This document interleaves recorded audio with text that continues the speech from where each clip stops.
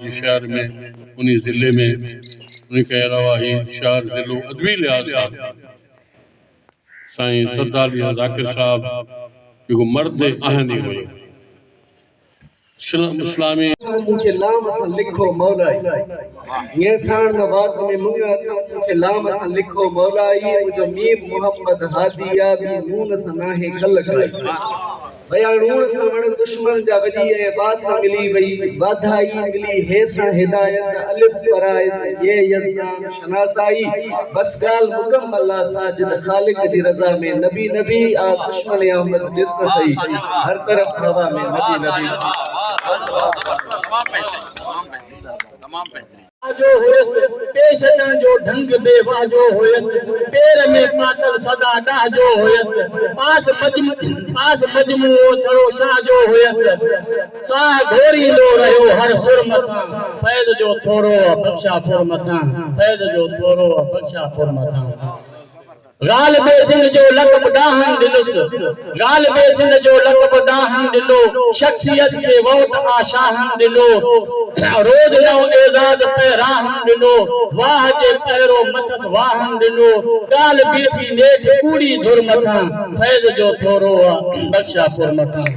मेहरबानी साईं उते को फर्क कोने दावत हुजे न हुजे पंहिंजा ज़रूर मिले पोइ इन मोहब्बत में इते आया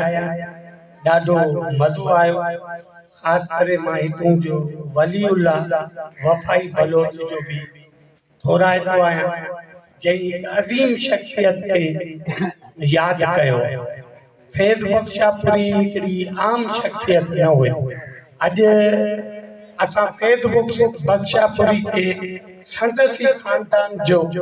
साईं जेको असां वटि मीर नवाज़ अली ख़ान डोमकी साहब असां वटि फैज़ बख्शापुरी जे हवाले सां कोठायल तक़रीब जी विच में आहे माना असां ईअं सम्झूं था त फैज़ बख्शापुर असां वटि मौजूदु आहे असीं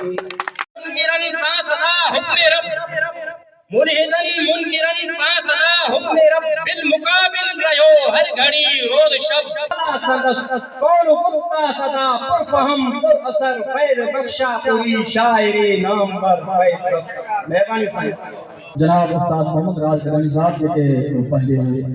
तमाम जानदार ऐं शानदार लफ़्ज़नि में हज़रत फैज़ बख्शापुरी रहमतुल्लाह अलैह खे भेटा पेश करे जनाब हज़रत फैज़ बख्शापुरी रहमतुल्लाह अलैह जी वॾी खूबी